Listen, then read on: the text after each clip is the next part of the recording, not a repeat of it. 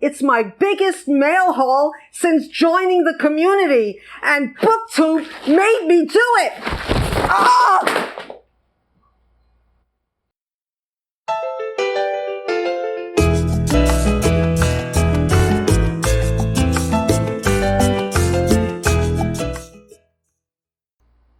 Aloha, and welcome back to my channel. I'm Marilyn, aka Maya, the baby boomer booktuber, and today is my mystery haul. Booktube made me do it. First, I wanted to talk about, I did tell everyone that I use a cane when I go out. And yesterday, I did some angry exercising. Have you ever done angry exercising? I was supposed to go to PT, and my transportation company that my insurance pays for did not pick me up. And this is the second time in a row that they did not pick me up. And I missed my physical therapy, and I was really angry. So I did some exercising, and I overdid it. So now, not only do I have a cane, but I'm using my grabber, because as you can see from the beginning, I need to grab stuff.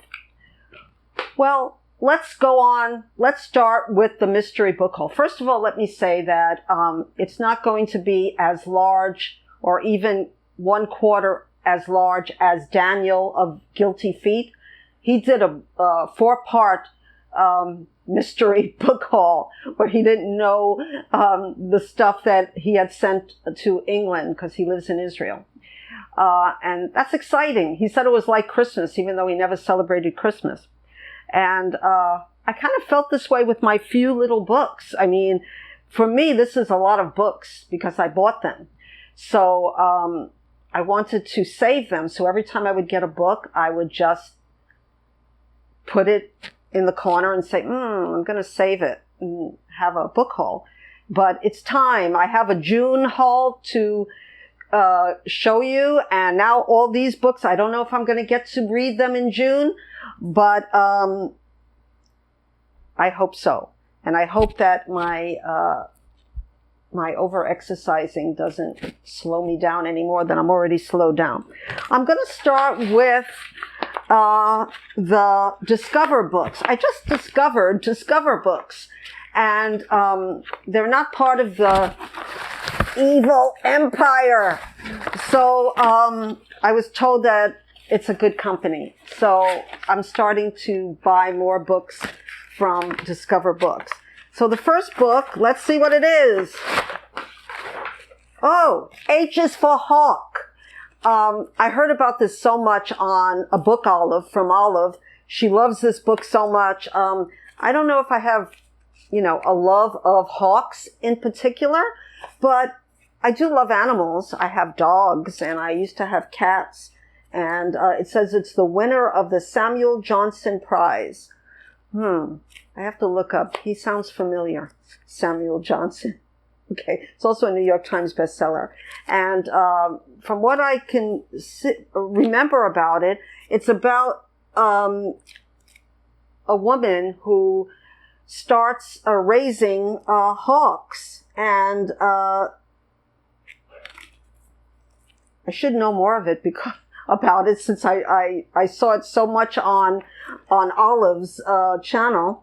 And okay, so it's a memoir actually. So it's by Helen Macdonald. And when Helen Macdonald's father died suddenly on a London street, she was devastated.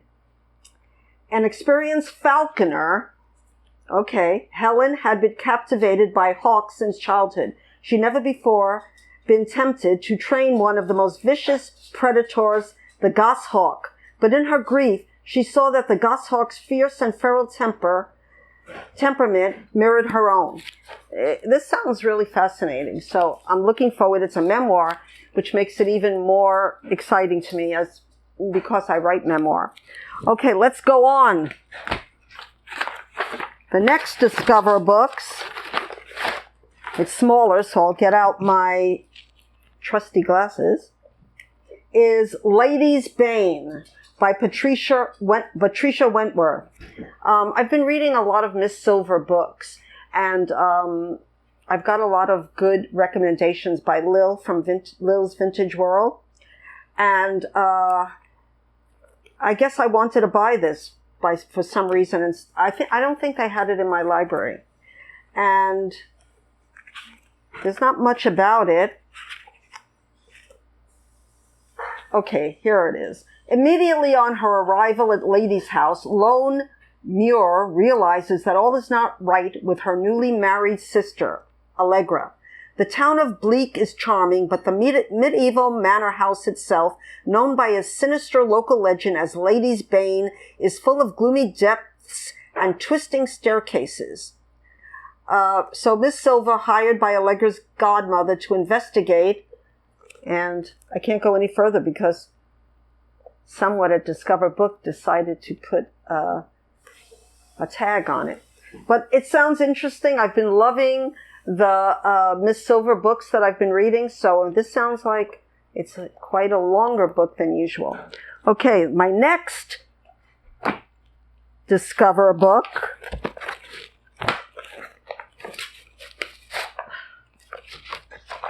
is another Patricia Wentworth, The Listening Eye. And this has a nice picture on it, again by Patricia Wentworth. And Miss Silver paid close attention to the strange tale of sensible, middle-aged Miss Paulina Payne. Though totally deaf, Miss Payne could lip-read so well that strangers never suspected her handicap or guessed she could eavesdrop with uncanny accuracy. She had been, she told Miss Silver, on the far side of a spacious art gallery, but the listening eye was not mistaken. She distinctly heard two men planning both a theft and a murder. That sounds very, very intriguing. Okay, that's all of my Discover books. Now we're going to other books. This is just U.S. media. Okay, so this is Miss Pettigrew Lives for a Day by Winifred Watson. Booktube made me buy this book because I've heard it on so many best books. And I don't know really what it's about, except that they said that it takes place in one day. And I'll read you a little bit of it.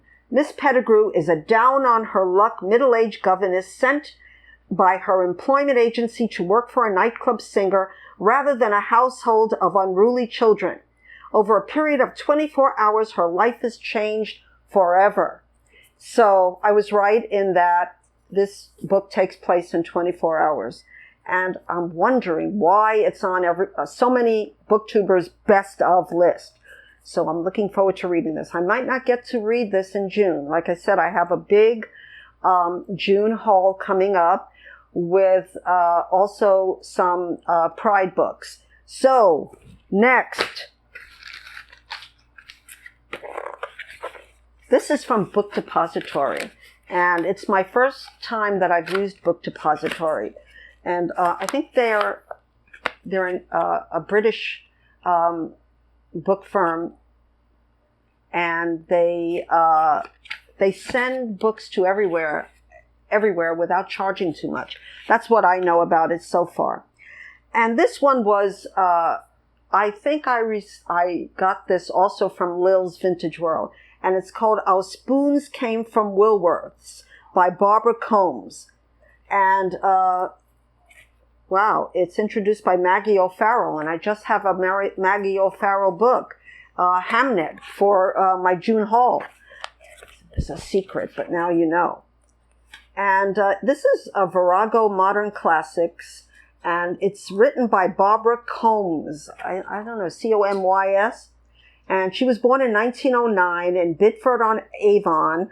Barbara Comyns was educated mainly by governesses, and she went to art school in Stratford-upon-Avon, so Shakespeare, and London.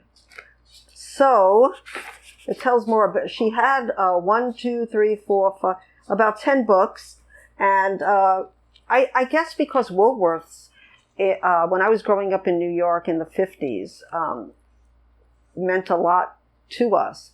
That's where we got a lot of stuff. It was sort of we used to call it the 5 and 10 because everything cost either 5 or 10 cents. That sounds pretty unusual nowadays. So let me, it's introduced by Maggie O'Farrell, but this is the blurb. Pretty unworldly Sophia is 21 and hastily married to Charles, a young painter, an artist's model with an eccentric collection of pets. She is ill-equipped to cope with 1930s bohemian London, where poverty, babies, however much loved, and husband conspire to torment her. Hoping to add some spice to her life, Sophia takes up with Pettigrew, a dismal aging critic, but comes to regret her marriage and her affair alike. However, virtue is more than its own reward, for repentance brings an abrupt end to the cycle of unsold pictures, unpaid bills, and unwashed dishes. So this tells a little bit too much that I really wanted to know. It sounds like a story of repentance, and I'm not really that into a story of she was a good girl, then she was a bad girl, then she became a good girl again, and her life went forever good. Life doesn't work that way anyway. But this sounds interesting anyway. So I'm hoping to get to this. I don't say in June, but sometime. I think I'm down to the last 2 books. All right. The next book, Cora Sandel, Alberta and Jacob. I got this recommendation from Shawn, the book maniac, who's becoming a great friend. And last month, I had read her collected stories, and I wasn't blown away by it. But this one is part of her trilogy, and this is the first one. I didn't buy the trilogy all at once. They were quite expensive, and I wanted to get books that were a little bit easier to read. And so Alberta and Jacob is part of a trilogy. And here's Cora Sandel. There's a picture of her in the back, and this is probably when she was older, because I showed a picture when she was much younger in her collected stories. Let me see if it says what it's about. Let me just say that Cora Sandel was a feminist, an early feminist. She was born in Oslo, Norway, which was then, the capital was called Christiania. And, it was not till the 60s that Sandel, now living as a recluse in Sweden, was discovered by the English-speaking world. That's interesting. So, Alberta, we have something about it at least. Alberta is a misfit trapped in a stiflingly provincial town in the far north of Norway, whose only affinity is her extrovert brother Jacob. So I'm looking forward to reading this and letting Shawn know what I think of it, because he was interested. And the last book. Dun, dun, dun, dun. Oh, this is a book that I wanted. It's by Chaim Potok. My name is Asher Lev. I had another book by this author, and I'm trying to think. I think it was The Chosen, and I really enjoyed it. And I read also his other book, Davina's Harp, or Davita's Harp, which I liked, but I wanted to read the third book. And it's, it says by the author of The Chosen. So it says, here is the originally deeply moving story of Asher Lev, the religious boy with an overwhelming need to draw, to paint, to render the world he knows and the pain he feels on canvas for everyone to see. A loner, Asher has an extraordinary God-given gift that cannot be controlled, but that possesses a spirit all its own. It is the force that he must learn to master without shaming his people or relinquishing any part of his deeply felt Judaism. So, I'm looking forward to reading this. Like I said, not in June. So, that is the end of my small, but to me, big mystery book haul. And I'm glad that I didn't have any erotica in it, because sometimes I buy things that are not considered proper for an elderly matron as myself. But who cares, right?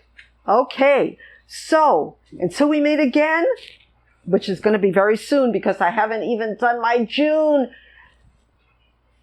pop yet. Pile of possibilities. But until we meet again, my friends, I wish everyone don't get mad and over-exercise like I did. Be happy and aloha.